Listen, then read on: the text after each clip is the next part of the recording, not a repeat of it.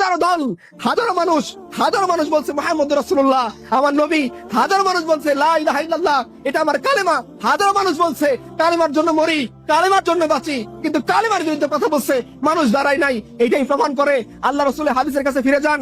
রাসূলুল্লাহ সাল্লাল্লাহু আলাইহি সাল্লাম জীবনের শেষ মুহূর্তের কথা, আপনি যখন জীবনের শেষ মুহূর্তে কাউকে কোনো কথা বলবেন অবশ্যই সেটা অনেক গুরুত্বপূর্ণ হবে। রাসূলুল্লাহ সাল্লাল্লাহু আলাইহি সাল্লাম জীবনের শেষ মুহূর্তে কোনো কথা তার পরিবার পরিজনের জন্য লক্ষ্য করে বলতেছেন না যে অমুক খানে আমার সম্পদ আছে এটা তুমি নিবা, ওই 10টা বর্মা আছে এটা হাসানকে দিবা, অমুক খানে 10টা তীর আছে হুসাইনকে দিবা, এই সম্পদ ফাতিমাকে দিবা, এটা আলীকে দিবা, আয়েশার জন্য এটা, এই কথা বলেন নাই।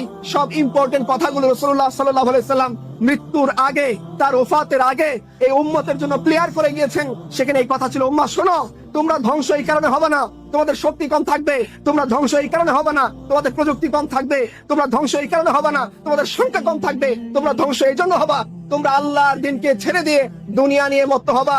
আমি তোমাদেরকে মিসাল উদাহরণ এক্সাম্পল দিয়েছি, দুনিয়া তোমাদের চিরস্থায়ী জায়গা না।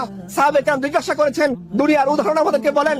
আল্লাহ রাসূল বলেছেন শোনো, দুনিয়া মানে হচ্ছে তুমি একজন মুসাফির, রেস্ট নিচ্ছ, যতটুকু দরকার ততটুকু নাও, এরপরে আবার চূড়ান্ত গন্তব্যের পানে যাত্রা শুরু করো। তোমার চূড়ান্ত গন্তব্য আখিরাত। দুনিয়া জাস্ট তোমার রেস্ট হাউস, যতটুকু লাগে নাও, এর বাইরে প্রয়োজনের অতিরিক্ত জিনিস সম্পদ কামিয়ে নিজের জীবন, নিজের যৌবন, নিজের হায়াত, নিজের যে সমস্ত আল্লাহর নিয়ামত এগুলোকে বরবাদ করো না। আজকে উম্মতে মুসলিমার সব আছে, টাকা নাই। কে কথা বলছে টাকা নাই? প্রাডো পাজের উম্মতে মুসলিমার আছে, সে দামি গাড়িতে চলে, গুলশান বরান্ডে ফ্ল্যাট কি সব হিন্দুস্তানের মুশরিকদের, মুসলমানদের ফ্ল্যাট। ঢাকায় বড় বড় দেখেন, আফতাবনগর দেখেন, কোথায় আছে যে সমস্ত মুশরিকরা এই সমস্ত বিল্ডিং উঠাইতেছে, 10 তলা 20 তলা 50 তলা বিল্ডিং উম্মতে মুসলিমার টাকায় উঠতেছে, বড় বড় বিজনেস, বড় বড় ফ্যাক্টরি উম্মতে মুসলিমার টাকায় দাঁড়াচ্ছে। কোথায় উম্মতে মুসলিমার টাকা নাই? কোথায় প্রযুক্তি নাই? কোথায় আমাদের সংখ্যা নাই? সব আছে, কিন্তু রাসূলুল্লাহ সাল্লাল্লাহু আলাইহি সাল্লাম যে সাবধান বাণী উচ্চারণ করলেন, শেষটায় গিয়ে তিনি বললেন শোনো, 2টা কারণ আরো অ্যাড করে দেই যে কারণে তোমরা ধ্বংস হবা।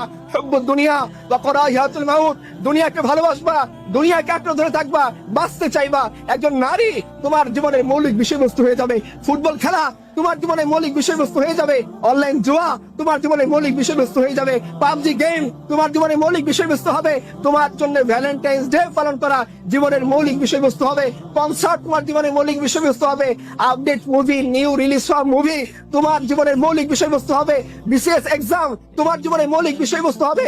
তুমি বাঁচবা দুনিয়ার জন্য, তুমি মরবা দুনিয়ার জন্য, বেঁচে থাকতে চাইবা দুনিয়ার জন্য, আরো হায়াত চাইবা দুনিয়ার জন্য, কাজ করবা দুনিয়ার জন্য, মৌত হবে দুনিয়া নিয়ে করতে করতে, মরতে চাইবা না। মরার ভীতি তোমার মধ্যে জন্ম দিবে কেন?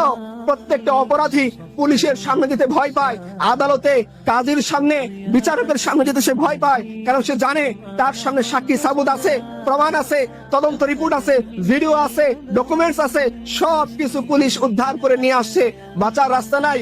ঠিক তেমনি যে অপরাধী দুনিয়াতে অপরাধ করেছে, আল্লাহর দিনের বাইরে চলেছে, আল্লাহর সাথে সে গাদ্দারি করেছে, দিনের সাথে গাদ্দারি করেছে, রাসূলুল্লাহ সাল্লাল্লাহু আলাইহি ওয়াসাল্লামের ওয়াদার সাথে গাদ্দারি করেছে, সে তো মরতে চাইবেই না। তার চোখের সামনে যখন ফেরেশতারা হাজির হবে, সে দেখতে পারবে তাদের বিপদ স্বরূপ, সে মরতে চাইবে না, বেঁচে থাকতে চাইবে। ফিরাউন চেয়েছিল চিরস্থায়ী হায়াত, সে জানতো সে মরার পরে সে চিরস্থায়ী আযাবের সম্মুখীন হবে। ফিরাউন বেঁচে থাকতে চাইছিল, নমরুদ বেঁচে থাকতে চাইছিল, আবু জেহেল বেঁচে থাকতে চাইছিল, পারে নাই। এই জন্যই অপরাধীরা আল্লাহর সামনে দাঁড়াইতে ভয় পায়, এই জন্য তারা মৃত্যুকে ভয় পাবে। রাসূলুল্লাহ সাল্লাল্লাহু আলাইহি সাল্লাম এই কথা আমাদেরকে অনেক আগে জানিয়ে গিয়েছেন।